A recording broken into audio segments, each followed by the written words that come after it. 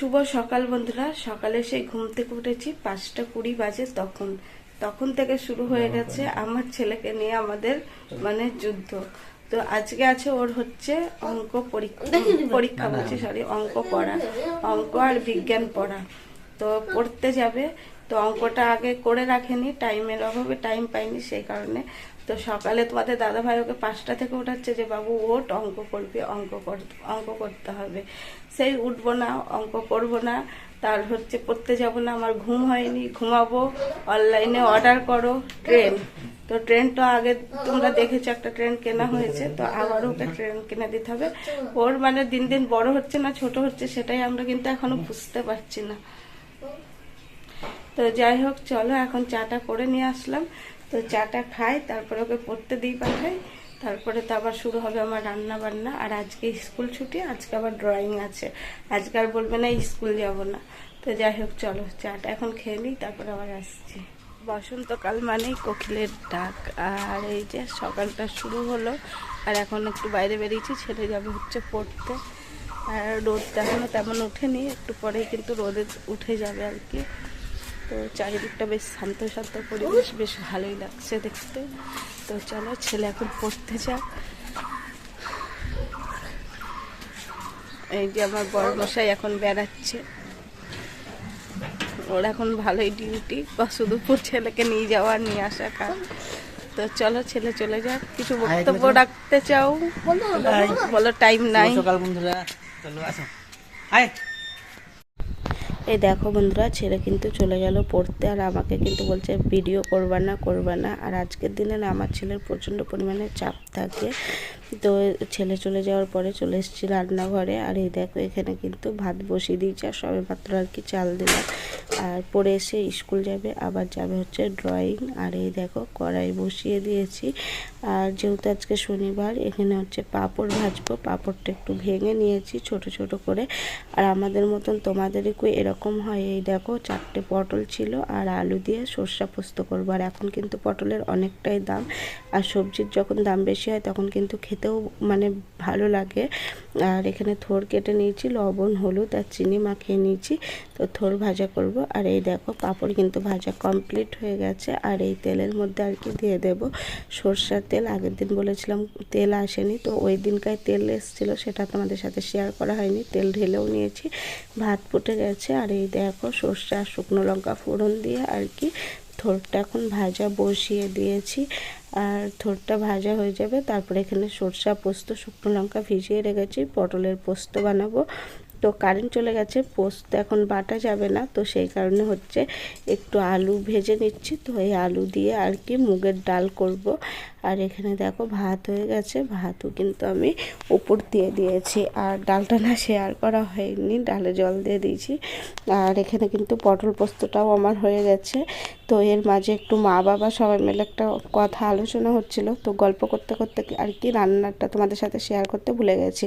আর এই দেখো দিয়ে দিয়েছি হচ্ছে সরষের তেল, মানে পোস্ততে একটু কাঁচা সরষের তেল না দিলে খেতে একদমই ভালো লাগে না, তো সরষের তেল দিলে বেশ ভালো লাগে। আর এই আজকে কিন্তু এটুকুই আমি রান্না করেছিলাম, আর বেশি তেমন কিছু করিনি। আর ডালটাও দেখো সিদ্ধ হয়ে গেছে, এখন ফোড়ন দেবো। আর বেসিনে কিন্তু বাসন রয়েছে, ওটাও আর কি মেজে নেব।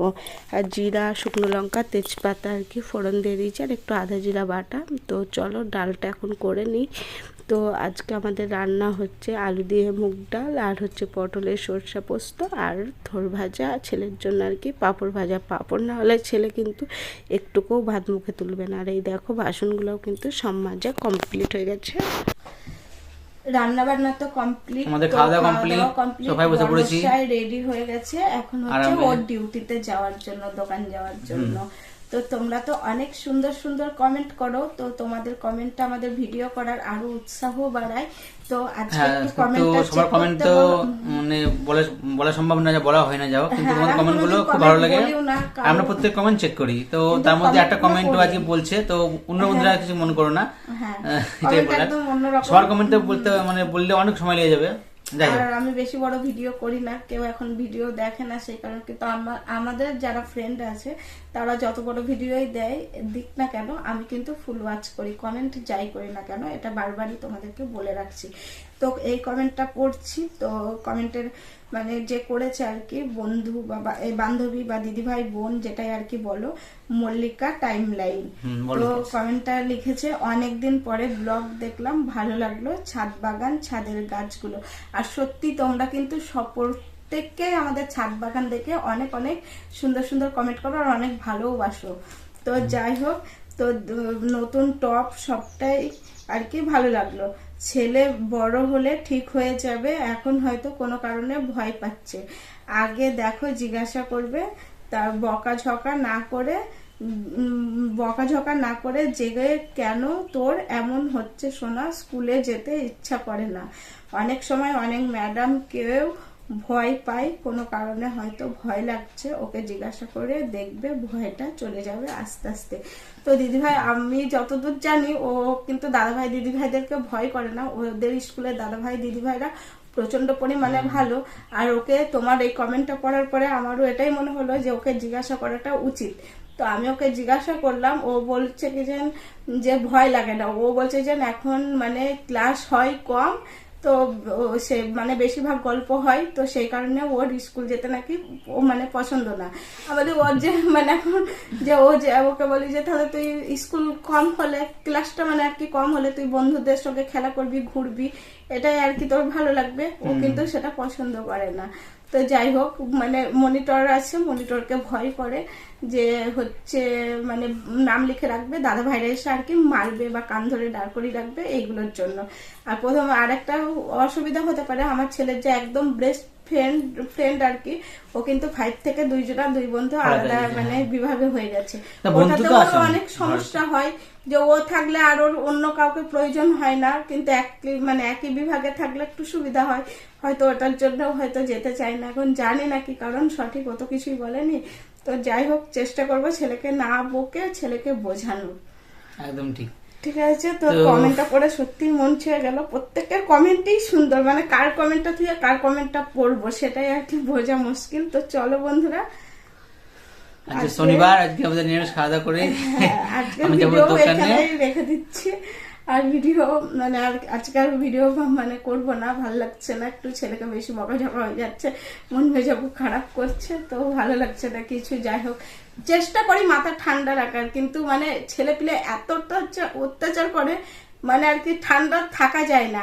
মানে আমার বরের মতন ভালো মানুষ এই দুনিয়ায় মনে হয় আমার কাছে না, ওকে যে দেখে সেই বলবে দুটো হয় না, কিন্তু ও সদ্য বিরক্তি হয়ে যাচ্ছে। তাহলে বলো বন্ধুরা, সেই জায়গা থেকে আমরা কি করব বলো?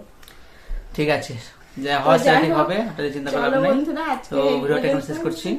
সবাই ভালো থেকো, সুস্থ থেকো, আবার দেখা হবে নতুন ভিডিও নিয়ে নতুন সকালে, মানে হচ্ছে আগামীকাল। টাটা।